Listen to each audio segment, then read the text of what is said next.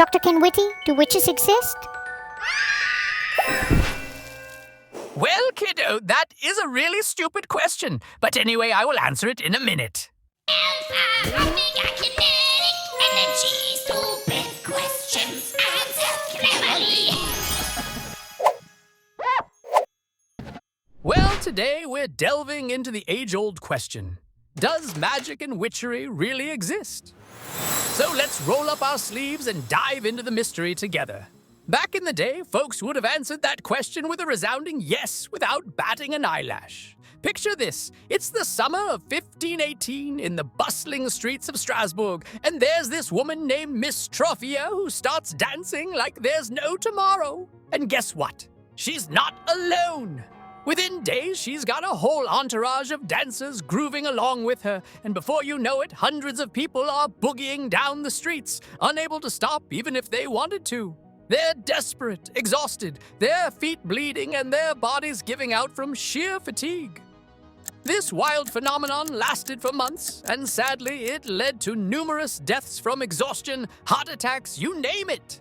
Local authorities, priests, and scholars were scratching their heads, turning to doctors, theologians, heck, even astrologers for answers.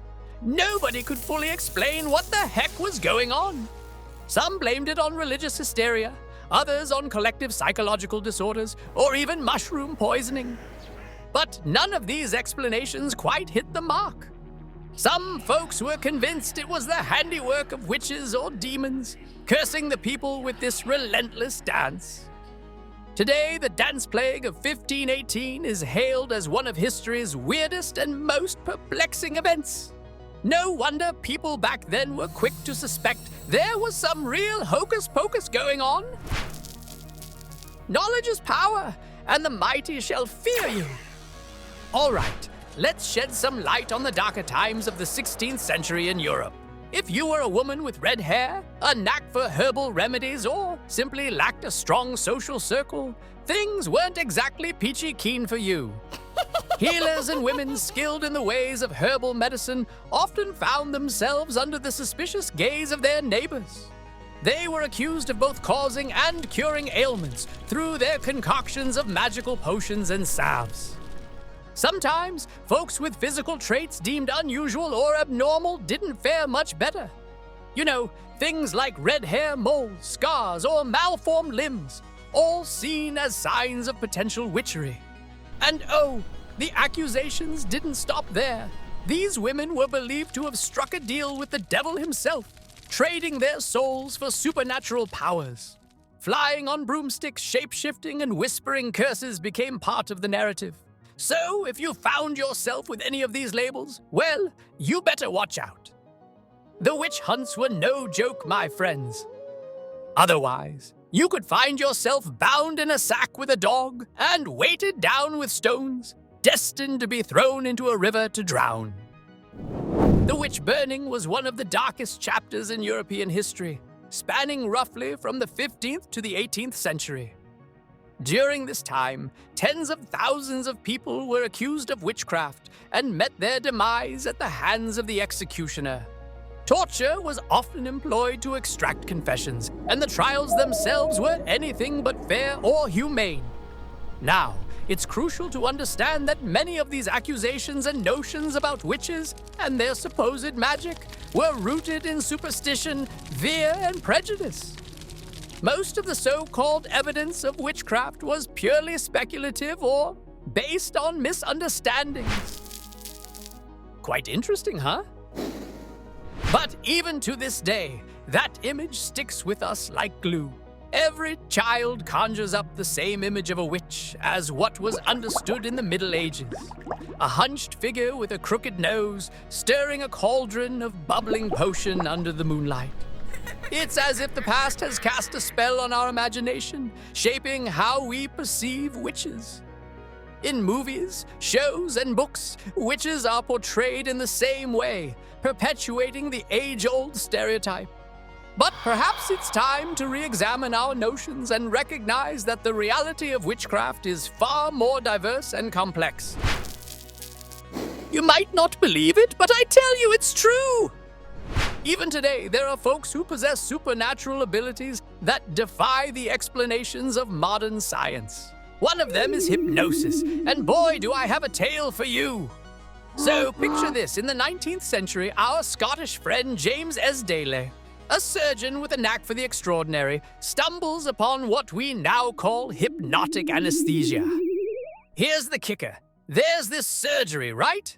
A leg's getting the old snip-snip, but get this, no traditional painkillers in sight.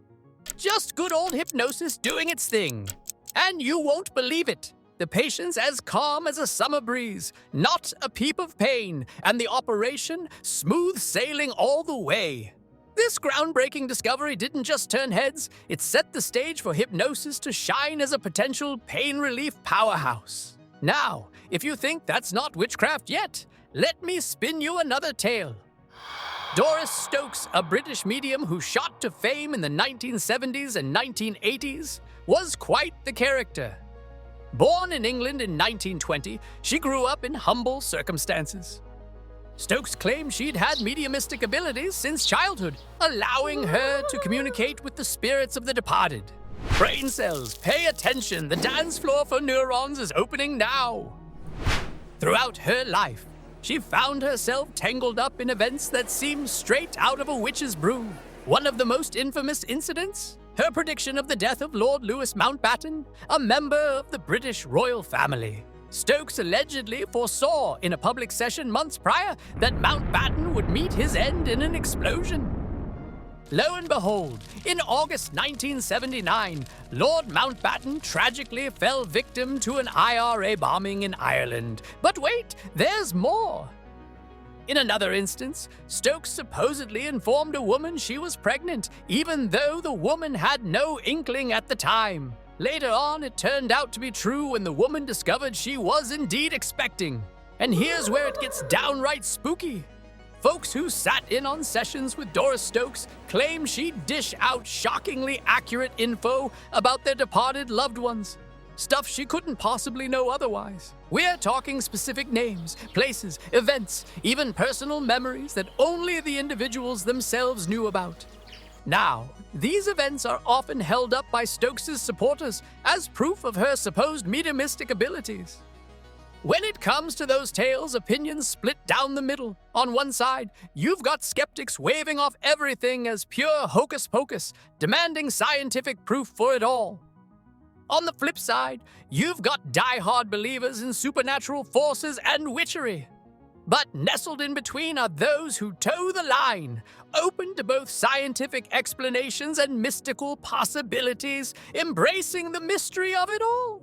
As for me, well, I sure hope that someone's gonna be able to chat with me if I ever kick the bucket.